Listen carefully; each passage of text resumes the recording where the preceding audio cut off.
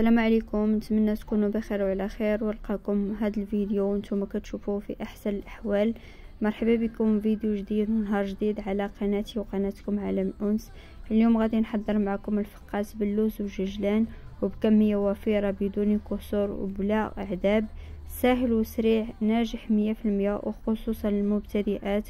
وخا عمرك اختي ما عمرك صيبتيه غادي يولي معتمد عندك بجميع اسراره. كيجي محمر ومقرمش وفي نفس الوقت هشيش.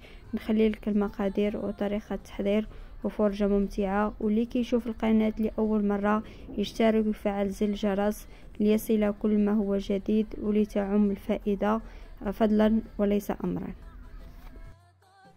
كناخذ واحد الكاس ديال المولينيكس، لانني دائما كنخلطو في المولينيكس اللي كيسهل عليا عمليه ديال الخلط، بالخصوص الا كانت السنيده ديالي شويه غليظه.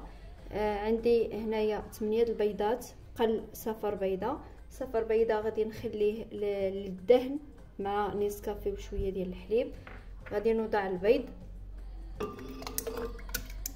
غادي نوضع عليه 2 كيسان ديال سنيده مع قريصه ديال الملح لتصحيح الذوق. دائما عندي هنايا العبار بكاس العنبه. غادي نضيف لهم كذلك 2 ديال الفاني من وزن 8 غرام، وغادي نضيف كذلك ساشي ديال زهره البرتقال اللي كيعطيها واحد النسمه، وغادي نزيد كذلك فلون كراميل اللي كيوحد لينا اللون وكيعطينا حتى هي واحد الطعم رائع في الفقاس ديالنا. غادي نضيف ليها كذلك 2 كيسان ديال العنبه ديال الزيت النباتيه. غادي نضيف ليها كاس ديال ماء زهر نوعيه جيده، وغادي نضيف كاس ديال الحليب.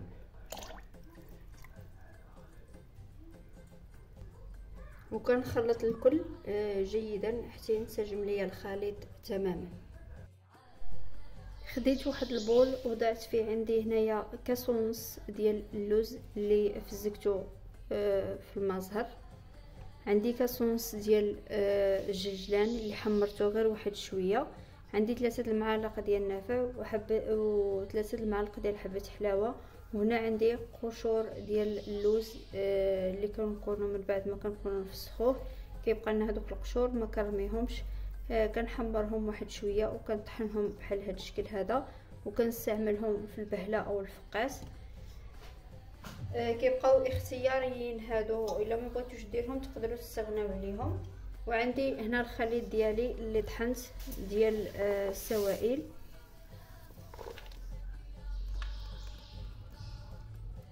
وعندي هنايا الدقيق على حسب الخليط، الدقيق اللي كيكون من نوعيه جيده خاص بالحلويات. غادي ندمج هنايا العناصر كامله، وغادي نبقى نضيف الدقيق تدريجيا.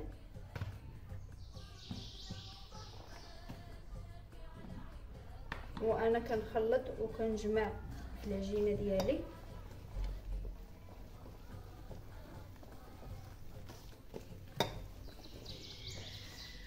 بالنسبه للخلاط الكهربائي يعني كيسربي لكم يعني الخلطه ديالكم، وبالتالي الا كانت سنيده غليظه هكا انا كنستعمل الخلاط الكهربائي باش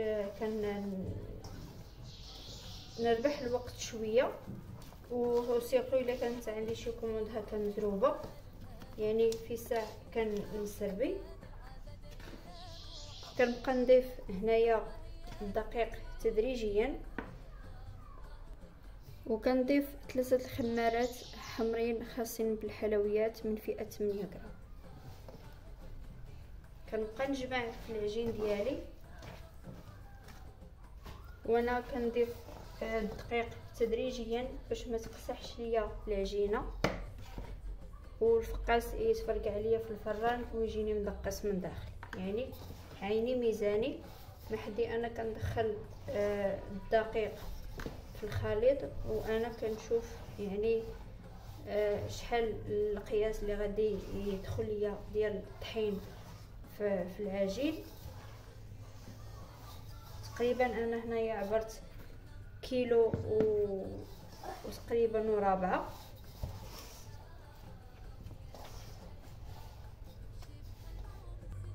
من بعد ما كنجمع العجين ديالي وكتبقى تلصق ليا بهذه الطريقه في يديا، يعني كتلاصق، كنتحصلوا على هذا القوام هذا. غادي نشكلها على شكل بودان. هنايا البنات اللي كانت كتلصق لكم خصوصا بالنسبه للمبتدئات تقدروا ديروا في البلون دو طرافاي ديالكم شويه ديال الزيت وتبقاو تحربلوا البودان ديالكم.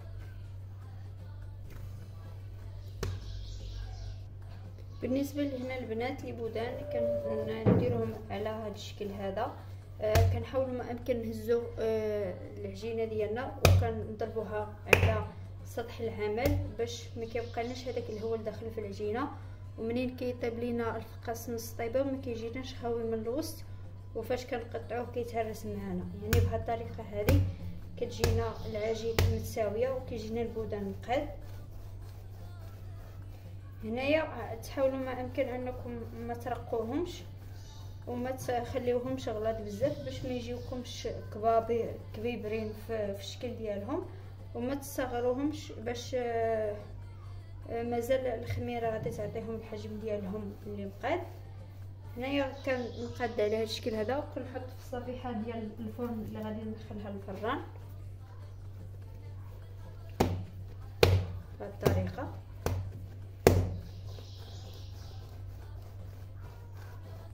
وهنايا فساليت لي بودان ديالي غادي ناخذ واحد الخليط ديال صفر بيضه مع نسكافي وشويه ديال الحليب وقطره ديال الخل.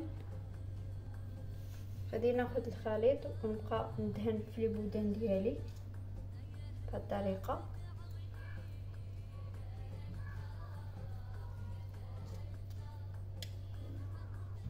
كناخذ واحد الفرشيطه وكنبقى نوضع خطوط بهذه الطريقه هذه. هنايا البنات انا الفران باقا ما شعلتوش لان الفقاس كيبغي يطيب على نار على الفران كتدخلوه له وهو بارد باش ما كيطرطقش لينا في الفران. صافي انا هنايا غندخلو الفران ان شاء الله.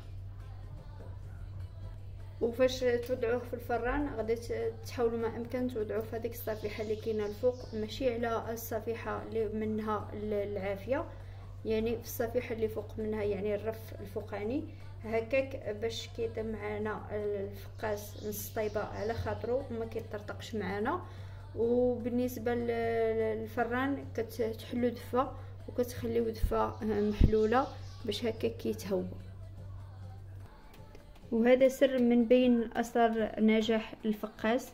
يعني الفران انا شعلته دابا، يعني العافيه متوسطه، كنسد دفا وكنخلي الدفا مهويه هكا باش كينجح معنا الفقاس 100%. وكيبقى هذا سر من بين اسرار نجاح الفقاس 100%. هنايا من بعد ما طاب ليا الفقاس ديالي غادي ناخذ واحد الزيف او منديل وغادي نغطيه بهذا الشكل هذا، وغادي نحاول ما امكن انني ندير له بلاستيكه وهو باقي سخون بهذه الطريقه. وكنرجع عليه ثاني الطرف الثاني وكنخليه بهذه الطريقه هذه يعرق ليا حتى يبرد تماما. تقريبا اذا كنتو مزروبين به على الاقل تخليه واحد 6 ديال السوايع حتى ل5 السوايع. كنتو يعني عندكم وقت كما كنقولوا تقدروا تخليوه ليله كامله حتى الغد ليه عاد تقطعوه. هنايا من بعد ما خليته تقريبا واحد 6 ديال السوايع حتى ارتاح ليا، غادي نبدا نقطع فيه دابا بهذه الطريقه. هنايا البنات راه شوفوا ما تفرقع ما حتى شي حاجه.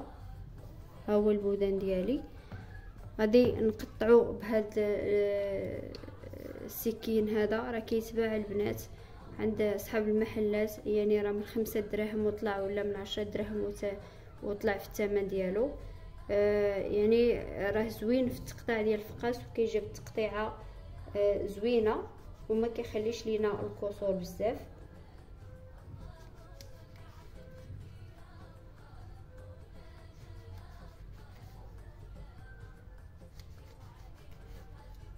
يعني غادي نمشي انا بهاد الطريقه هذه كامله حتى غادي نسالي لي بودان ديالي.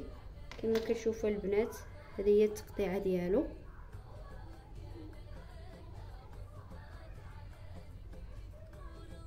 وهذه هي الفقاسه ديالي.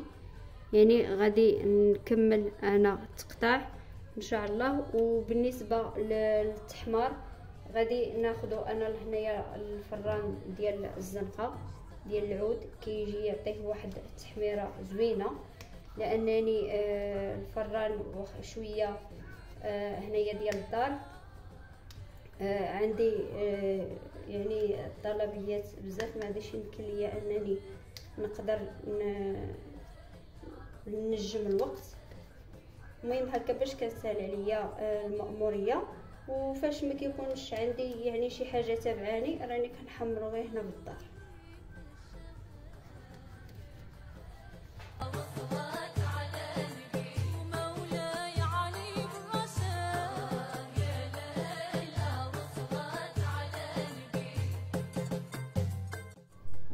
وهنايا في هذه اللحظه هذه انا ساليت التقطاع ديال الفقاس، وقسما بالله العلي العظيم يعني هذا هو الكسور اللي خرج ليا من لي بودان ب5 بهم. هو هذا، يعني ماشي غنقولوا لكم ولا غنقول لك انا كنهضر شخصيا على راسي، ماشي غنقول لك فقاس بدون كسور، ضروري كيكون واحد الكسور ولكن ما كيكونوش بزاف. المهم انا كنقسم بفمي وشاهد الله على ما اقول ان هذا هو الكسور اللي خرج ليا لي بودان ب5 بهم. وهذا هو الفقاس ديالي من بعد ما تحمر، كيجي على هذا الشكل هذا، كيجي رائع يعني كما كتشوفوا معايا، يعني محمر، واحد التقرميله فيه رائعه، وواحد اللونجه فيه موحد كما كتشوفوا. يعني نتمنى ان شاء الله تجربوه.